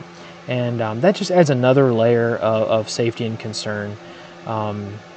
Not concern, but sort of capability for me. That way I want to be an asset, not a liability, because guess what, like, sure, oxygen tanks on aircraft exist, right? They're gonna everybody knows that oxygen masks, those yellow cups fall from the ceiling, you put one on before assisting others, right? I can almost quote the safety brief, right?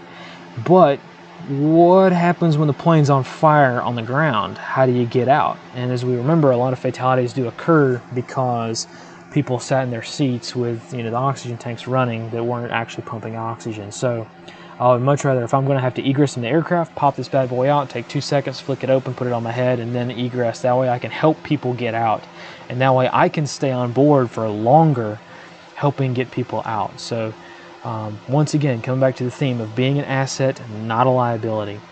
And then sort of to go along with this image, I'm sure a lot of people, especially our Air Force cats out there, they'll know what this is, the EPOS, the Emergency Passenger Oxygen System. This bad boy is very, very similar to what we mentioned before, the Air Care Smoke Escape Hood, with one big difference. The EPOS provides oxygen. It has a small oxygen tank, so when you open it up and you pull it open and you pull the pin and put it over your head, it goes on your head sort of like this. The image kind of shows how it inflates around you. It has CO2 scrubbing ability in it as well, like CO2 absorbing material around the collar, but it also inflates so that you have a complete and total oxygen environment. You can actually wear one of these for upwards of an hour. That's how much oxygen it provides. And of course, the plastic, as you can see, is the same plastic as used in the previous one we talked about before, and it's also high heat. So if given the opportunity, this is the bad boy I'm keeping. So I have one of these EPOS devices in my backpack. I take everywhere I go, even places where I can't necessarily take my gas mask. I'm able to take this device.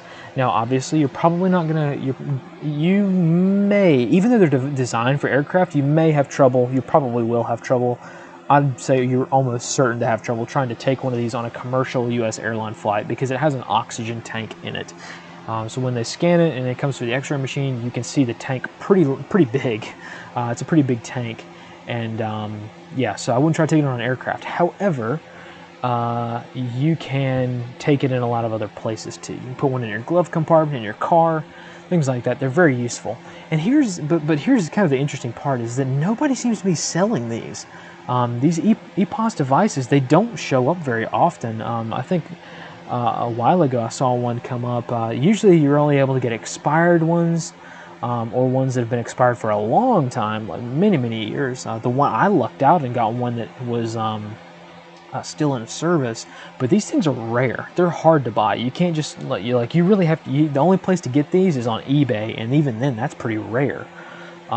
But they do go by a few different names. So if you're interested in this, try EPOS. Try Googling that, the Emergency Passenger Oxygen System, and try to find that from there. You'll be able to find a few other products similar in names. Just the EPOS is what the military calls them, or the Air Force specifically calls it.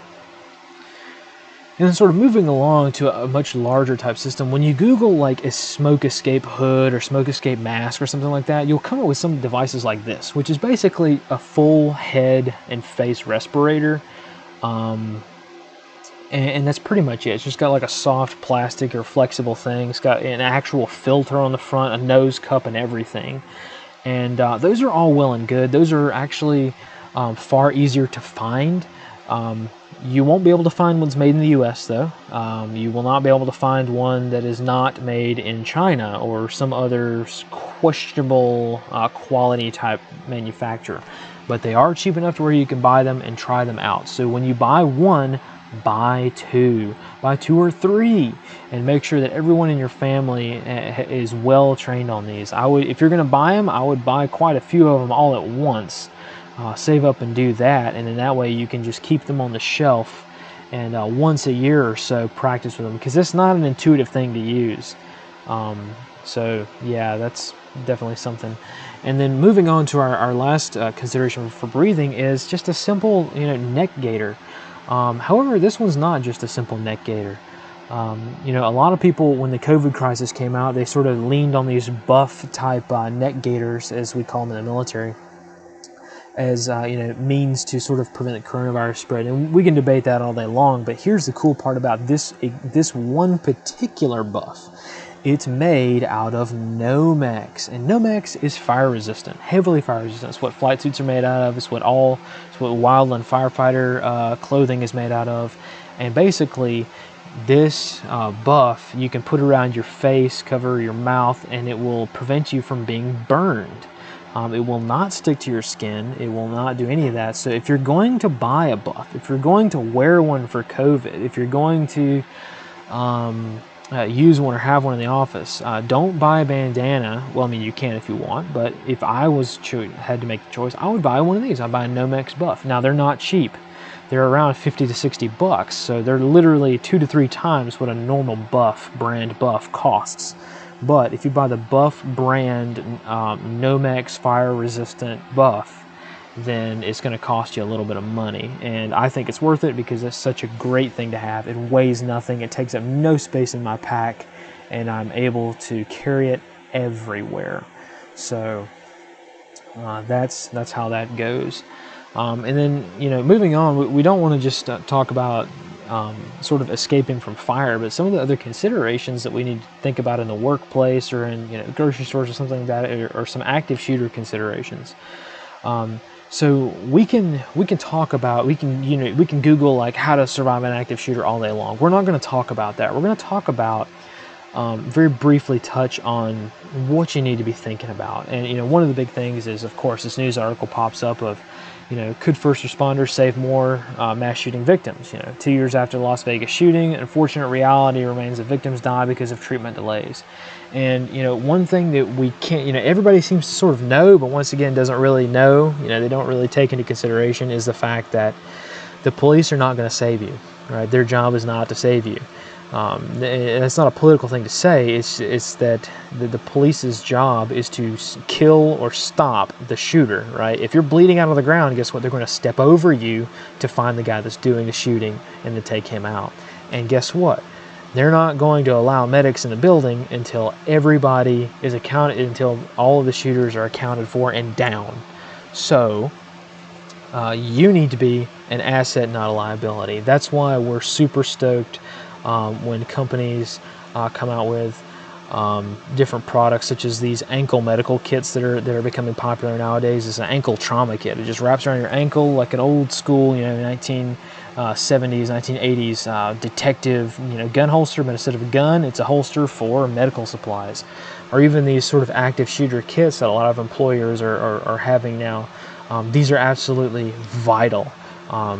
If you don't have a way to carry a trauma kit on you at all times, and I mean all times, not like, oh, it's in my bag and I put my bag at my desk when I get to work. No. It needs to be in your pocket, on your body, attached to you at all times. If you don't have a way to do that, that's the goal you should be striving for. And a lot of people can't do that. We, of course, can't even follow our own rule and abide by that because a lot of times we're wearing suits and ties, and it's kind of hard to do. It's a little easier to do with an ankle kit because, you know, usually we buy pants that are a little wider at the bottom and allow you know, an ankle kit and an ankle holster on the other leg to be concealed. But so there are options, but, you know, something once again to keep in mind. And another thing is, you know, going along with this sort of theme of, you know, stopping holes, plugging holes, and making holes. You know, that sort of logic that everybody sort of knows, is putting panels in all your backpacks. These bulletproof, bullet-resistant panels, you know, soft armor in your backpacks. Now, this is just a screenshot of the Premier Body Armor's webpage. They don't pay us jack, and I don't think I have any of their products, but because their stuff is super expensive, but it's tailor-made for each backpack, so I kind of get it. But yeah, you can buy a soft armor panel for as little as $30 from a reliable dealer that actually has a license to sell them and has them certified. So do your research, and I would heavily consider that sort of thing. That's become the norm now, is to have a soft armor backpack in your backpack, soft armor panel in your backpack rather. And then, you know, once again, you know, sort of continuing the analogy with making holes is, you know, concealed carrying. You know, we're going to have a whole separate series on concealed carrying and what our sort of thoughts and practices on it are. But once again, we don't want to be just the millionth voice when it comes to this sort of stuff. We're not experts in it. We're just casual users. We're Intel nerds. We're not shooters here. So when we have had to either conceal guns for personal use or even conceal weapons while on the job, we're not end-all be-all experts, but you do need to consider the prevalence of these dreaded signs here, these no concealed weapons signs, right? So a lot of businesses, you know, we're very cognizant of the fact that we can't carry weapons a lot of times. Like when I was, you know, when all of us here sort of, you know, we're on active duty at various points, you know, because we have people that aren't in the military anymore, we have people that are still in, but you know, some of us are still in, some of us are not, but no one we know has been allowed to carry a weapon while on base. Not even MPs, not even the military police that are guarding the freaking gate are allowed to carry their personal firearms on base. They have to go to the armory and check them out. So to check them out for their duty session, and then if they, you know, they're not allowed to carry in their off time on base. Whereas a lot of jurisdictions in the civilian world, police officers are required to carry their duty weapon in their off hours. So that's just something, you know, that's part of our society nowadays. Is we need to, yes, concealed carrying is a great thing to do, but in a lot of situations, it's either frankly not allowed or counterintuitive. So we also need to consider, okay, well, what if I can't carry a gun in here? Does that mean I'm totally useless? No, you don't want to be a liability just because you're unarmed. You want to be an asset no matter if you're armed or not, right? So that's, you know, the running theme with this. And then we also have, moving along here to the next slide, we have a lot of social considerations, right? So just like this image here, this guy wearing the suit with a nice tactical Cobra belt, guess what? That's a no-go. You can't wear that stuff. Like, it's a cool photo, right, that I'm sure was meant to sell the product, but there's no way on earth I'm going to be able to put on a nice business suit like that and wear a tactical belt with it. It just doesn't work. You can't do that, right? So you have to have the ability, like, you know, like we have in our own kits, of having that small little BDU belt that actually will be able to function if you have to rappel off of something, right? So as soon as, you know, if I'm at work and I wear a suit and tie, guess what? You know, as soon as something happens, as soon as a fire alarm goes off or something, you know, happens, or, oh, there's a report of an active shooter nearby, guess what? Changing my belt. I'm taking my dress belt off. I'm putting the tactical belt on. It'll fit right through the loops on my dress pants, and guess what? It still works. People may look at you a little strange, but during a time of emergency, it's very unlikely for people to be looking at your belt, right? So it's about the ability to casually scale up to the point to where you could do it even if you work in a hostile work environment and your boss doesn't really let you prep, or doesn't even allow you to save yourself, you know, a lot of times. So you want to be able to scale up or scale down. Another consideration is, of course, your co-workers, right? I think that very few of us, and I may be speaking out of turn, but very few of us hate all of our coworkers, right? Yeah, sure, a job's a job. It's not exactly meant to be fun a lot of times, but very few of us live like in this picture where we get along hunky-dory with every single coworkers. Usually there's somebody in every office here everybody hates. There's somebody, a lot of people are apathetic towards one another. A lot of people don't really care about each other. A few people are good friends here and there. Sometimes you might get lucky. You might have a whole office, whole division where everybody gets along swimmingly. But we're also trying to cater to the people that don't have that situation. So yeah, the point is that you want to be able to, you don't want to just abandon your coworkers, right? I know a lot of people that would much rather die than leave their coworkers behind, and we don't want people to have to make that choice. And if making that choice means, oh, I've got to carry 2 riggers belts in my pack, yeah, I'm going to do that. I don't want to, have to leave a coworker behind and me rappel completely to safety, out of a window and leave them high and dry. I want to have the ability to, since it's kind of an advanced climbing technique, and we're all pretty avid rock climbers here, but I want to be able to lower somebody down to a lower floor and then rappel down myself. That way I can once again be an asset, not a liability, and I'm not going to be a cold-hearted person and leave my coworkers behind when it's a perfectly survivable situation if they have the right equipment, right? You can't save everybody, but if you can save just one more person, it's worth the extra 2 ounces in your pack to carry an extra belt or an extra length of rope. So that's just something to think about. Another thing is along those same lines is your family. Like me personally, I'm never going to egress out of my house without my family. You say that, and then sometimes people aren't able to, like a fire breaks out, God forbid, when you're not home and your family's stuck inside and you're helpless. You can't help. Right? But if given the opportunity, I'm going to do everything I can. I'll, die if necessary to save even just one of my family members. So, we're not, I think John Lovell put out a pretty good video about how he ditched his 3-day, bug out bag type scenario, because it's kind of a tongue-in-cheek way of saying, look, you got to remember your family, right? You can build the nice Gucci $10,000, $20,000, $30,000 bug out bag that's covering every single scenario, but if the people you love and care about don't have the same setup, then what's it for, right? Sure, it might be something if you can survive every incident, but if your family members can't do that, then are you really better off surviving? So that's another consideration that we're not trying to ignore. We're just trying to get people to think about when talking about this sort of stuff. Another consideration is once again, medical supplies. Like, you're probably going to get hurt. You're probably going to get hurt pretty badly. And chances are a lot of other people are going to get hurt as well. So being able to have the skills to improvise medicine, I think one of the most valuable classes and one of the most valuable type skills I've learned over the years is austere environment medicine, and being able to treat a wound without a first aid kit, stop bleeding without a trauma kit. Of course it's harder to do, right? I'm not saying, the whole, attitude of, well, don't carry a tourniquet because you've got a belt, don't you? That's ridiculous to think that.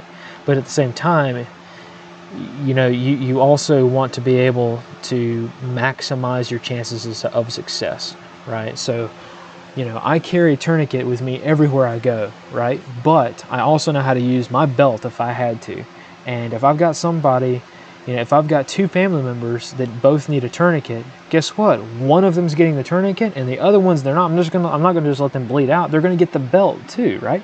So if I don't know how to improvise a medical solution, I'm not just going to, let them perish right then and there and not do anything about it. I'm going to do the best I can, and by being able to have that knowledge, have that preparation, have that little bit of extra talent, skill, and gear, that increases my capabilities, and that's what we're all about, right? Another thing that's a consideration, that's a very social consideration, is the stigma surrounding the concept of prepping. Now, I know a lot of our listeners are probably going to say that, you know, a lot of the things we've put out, especially with our comm guide, you know, I think we probably gave off the wrong impression that we're doomsday preppers, we're prepping for the end of the world or something like that. That's not true at all. I wouldn't classify any of us here as preppers. I would, however, classify us as people who try to, who recognize that certain pieces of gear, certain skills, certain events, and certain preparations are required and needed in everyday life, right? So, you know, if your coworker, you know, sees your little, you know, firefighter bug out bag, and they ask, you know, oh, hey Bob, what's that? And you tell them, oh yeah, this is an emergency rappelling rig, so that in case this building catches fire, I can rappel down to the ground safely. He's going to probably look at you a little funny, right? So the tactics, the thoughts, the techniques, and things like that have to be covert enough to where, you know, your average bear, your average Joe is not going to freak out on you, right? And it's unfortunate that we have to do that sort of thing, but in an emergency, the person who's most prepared is going to get a lot of attention. That's for sure. I even go back to my days as when I was trying to eke my way through college. I worked part-time as a park ranger, and I remember one day we had to do something. I think it was like some kind of like countywide cookout or something, and somebody needed a lighter or a match or something to start a grill up, and I was the only one with a lighter, and I, being the, you know, the textbook Boy Scout, had always, when I was a park ranger, because I went to remote areas of the park, I always carried in my cargo pocket a small little survival kit, and in that survival kit I had a small little Bic lighter. So I didn't have the one in my pocket normally, so I was like, oh, okay, cool. So I pulled out my survival kit, little tin, you know, survival kit type thing, pull it out, handed the lighter over, and like I had like 15 people look at me like I was the most weird creature on the earth. And these were park rangers. These were people who were supposed to know wilderness survival skills, right? They're supposed to know that, you know, if I was to, you know, pull out a survival kit to light a candle at like a wedding or something, okay, that'd be a little weird. But we're all park rangers, for God's sakes, and, you know, so it's a little weird that sort of thing happens, but it does, you know. Maybe that was kind of an isolated incident, but it definitely left an imprint on me that made me think, ooh, I probably shouldn't have done that, or, you know, ooh, I'm going to do things a little bit differently next time. And so yeah, that's something to consider as well.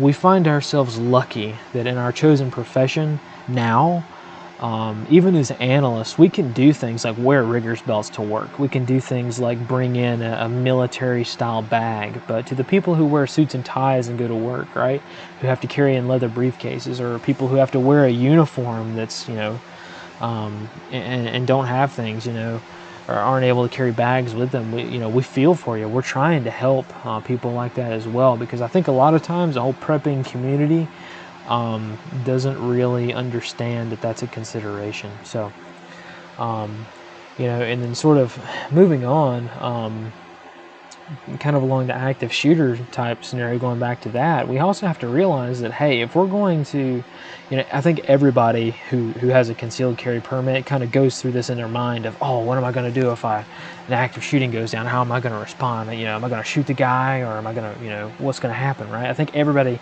even if they don't want to admit it, I think everybody not quite fantasizes about it, but you think about it if nothing else, right?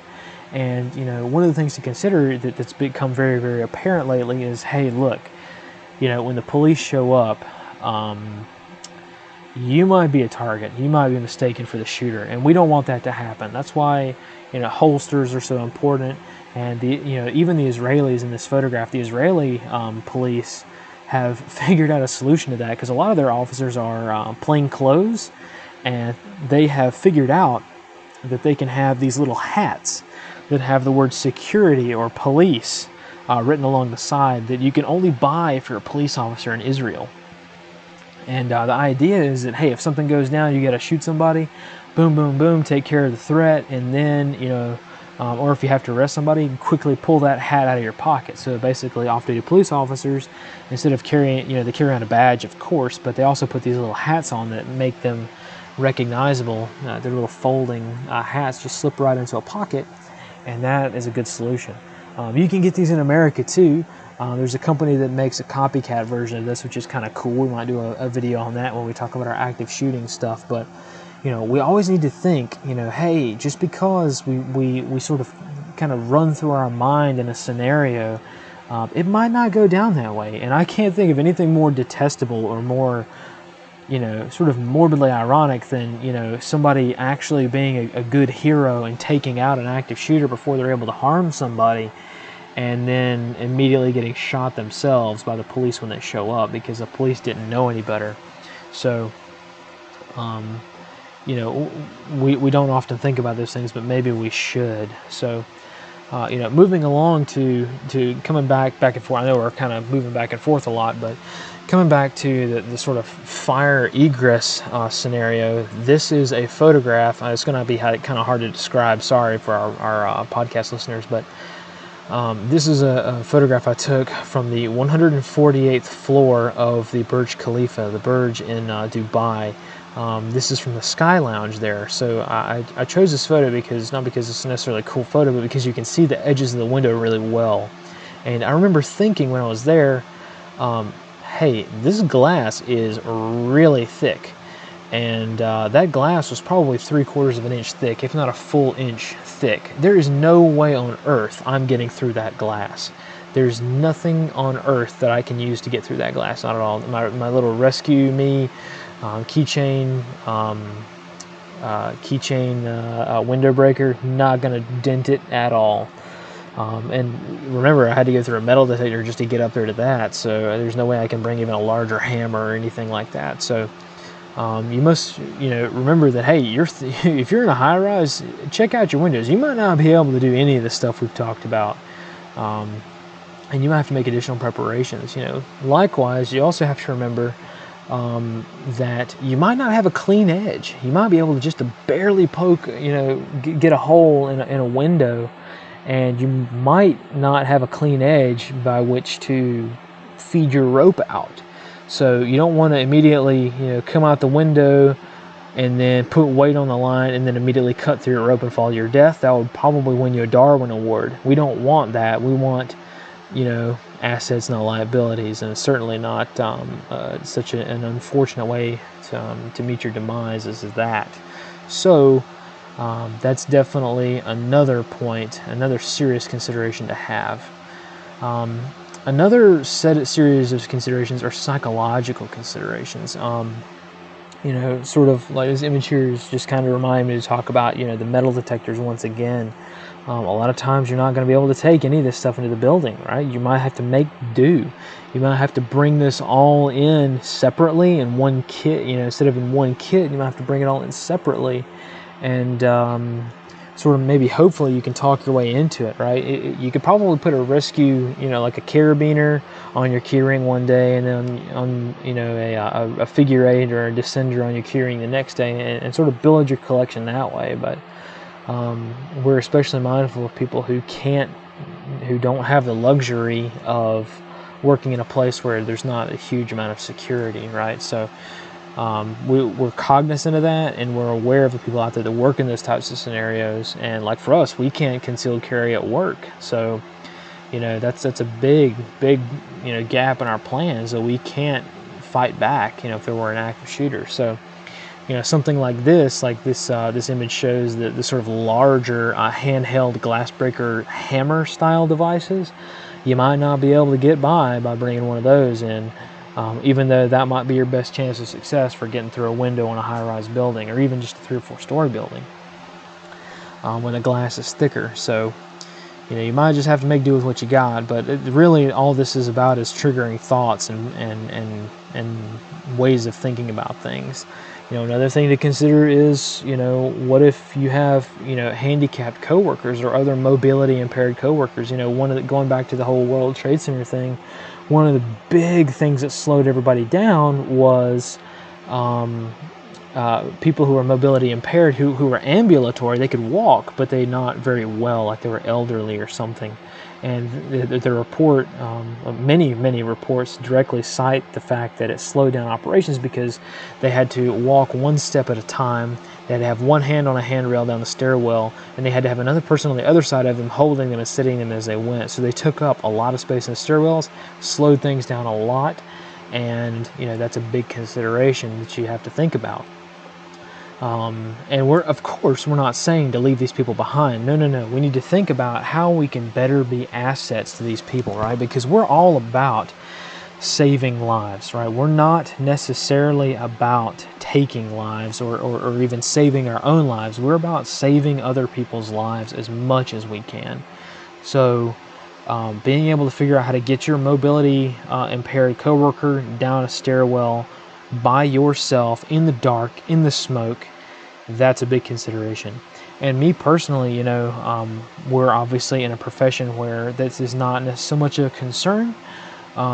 But we've all worked civilian jobs before. We all have worked with people who have had some kind of disability and not able to go up and down stairs. And you know what? We're not going to leave them. We're not going to leave them at the designated fire point. Guess what? They're coming down with us. So that's why it's imperative to train. If you have never lifted a Rescue Randy up onto your shoulders before, I can tell you from personal experience, it's not for the faint of heart. I can tell you that much. If you've never put another human being on your back or lifted another human being back off the floor as dead weight, I can tell you that some of the strongest people on the earth who can bench press, a lot of weight, it's a little bit of a different game, right? So that's why we highly suggest recommending. So we highly suggest looking at different carry methods. Be an asset, not a liability. Again, if it means that I've got to put two, if it means I have to develop a whole kit for a person in my office who's mobility impaired and they never know about it, guess what? I'm going to do it. I'm going to have, a whole kit for them, especially. I'm going to have, a rolling full-up litter. I'm going to have another smoke hood, another smoke mask, another set of gloves. Guess what? They're going to get the whole package. And that coworker, they may hate my guts. They may not like me at all. And certainly they're never going to know it. But I'm going to do it anyway because that's, I want to help them out when things go sour. And I don't want to, it's not like trying to take a high road and say that you're better than them, but it is, something to consider. You want to help people, right? Not hurt them, right? And I can't think of anything more heart-wrenching than having to run away from a fire, right? We're in the profession here where we run to the fires, right? That's our mission. We're not firefighters, but we're going to run to the victims and try to help them out as much as possible.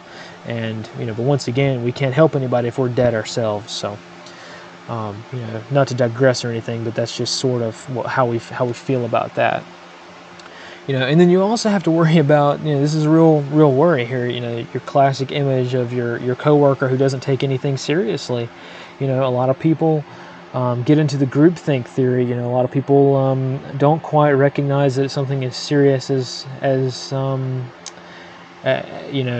serious is going on, right? So that's why it's important to be a leader, right? That's the whole point of being a leader in your workplace and being, because a lot of times poor leaders get people killed more than if somebody had followed, not a perfect leader, but someone who's slightly better. So poor leadership gets people killed, as that quote earlier mentioned, where the Port Authority was giving bad guidance because they didn't know the situation. The Port Authority didn't know certain information, so they were giving bad guidance. Somebody who has the authority, who has the leadership skills to be able to stand up and say, no, we need to go now. That is needed in a lot of these cases. So it's always better to treat everything more serious than it actually is, and be mocked for it or embarrassed, or hey, we probably could have held out, or hey, we didn't need to evacuate, or oh, that unit across the street from us didn't evacuate, but we did. What's up with this? It's much rather to be embarrassed than it is to be dead. And so that's just it. And trust me, you don't want it weighing on your conscience. I can't remember the gentleman's name, unfortunately, but one of the Port Authority guys who was going by the book during 9/11, who was out on the street saying, look, hey, people, like I mentioned before, people have been killed by falling debris. Everybody go back inside. It's safer there. It's safer inside the building. This building can't fall because of, we've tested for this. We've tried it. We've analyzed it. We've had hundreds of experts and thousands of people be involved in the preparations for this very thing. So we need to follow what we know. And, he personally sent people to their death who had the sense to get out of the building, right? And it's not because he's a bad guy. I really feel for the guy. And he's self-admitted that he's suffered from very severe depression since that day, and he's on a lot of medications just to keep from harming himself because of the regret that he lives with because of that. And that is horrible, and we don't wish that on anyone. I really feel for the guy, but we also got to realize that we ourselves can make that very mistake too. So it's all about doing the best you can, right? And nobody can fault you for doing the best you can. So that's how we feel about that. And another consideration is, well, maybe the incident isn't what you thought. So like this news clipping from a mass shooting from a few years ago. The mass shooter, the first thing he did was pull the fire alarm, and it funneled people right outside. So we have to remember that things may not be what they seem.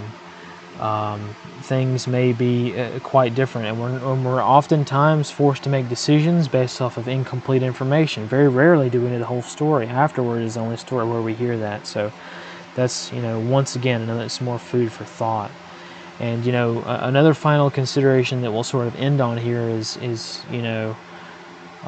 what to do after, right? We're probably going to have another separate episode on this, but say you've survived, you've egressed from the building, you've either gotten out through the stairwell like everybody else, or you've been trapped and had to rappel out of the building. Well, in this shot from Minneapolis, this building was purposefully set on fire.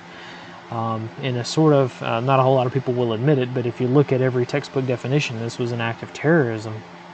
And it was deliberately set on fire with the intention of doing harm and creating fear on U.S. soil. So that's pretty much, terrorism in our minds. So guess what? You made it out of the building. Now you have to deal with the mob. So you might have to, the situation might be not just as simple as, oh, thank God I'm out of the building, now I'm safe, right? You always need to be alert. You always need to have situational awareness. And you always need to think about things that you may not have thought about before. So we'll sort of end on the note of the goal of this video is to increase the survivability, right? That's what we're all about. We're not preppers. We're not even saying that just to sort of soften the blow for people, right? We're saying that we're not trying to amass a stockpile of gear, right, to survive the end of the world, right? We're all about increasing survivability, because when you increase survivability, that means increased capabilities, and that's what our goal is, right? We may be intel nerds, right? We may not be experts on any of this stuff. We may be novices in this field, right? But this is how it links back to intel, is that you want to be, once again, like a broken record, you want to be an asset, not a liability. You want to be an asset, not a liability.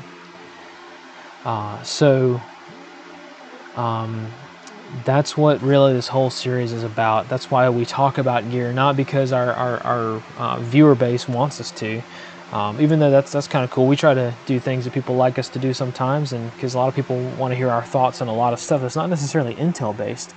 But it's not just to help those people out, but it's because things are linked to intel. And things are linked to information gathering, information sharing that you wouldn't really think of, right? You would never think, that somebody would need to do most of this stuff, right? But it really helps out being an asset to your team.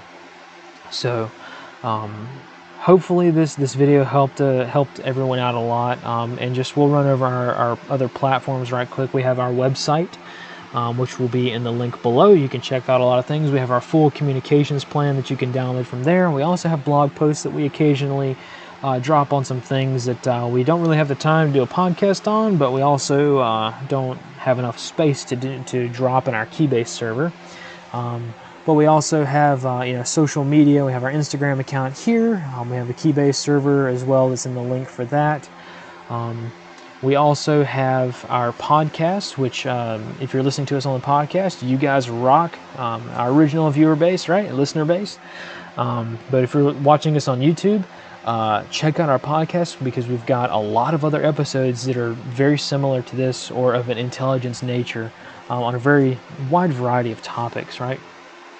And then we also have, if you want to support us in any way, we have a Teespring store where you can buy some of our merch. We have, all kinds of stuff. We're working on patches right now, but we're having a hard time figuring out how to do it anonymously, if you know what I mean. But we've got some things in the works, and we'll be dropping something very soon on that front. So thank you once again, everybody, for sticking with us through this very long episode. And thank you again for checking out this first inaugural episode on our YouTube channel. Stay tuned for more. We will definitely be back. And as everybody else knows, especially our podcast listeners, always remember to fight in the shade. So, S2 Actual out.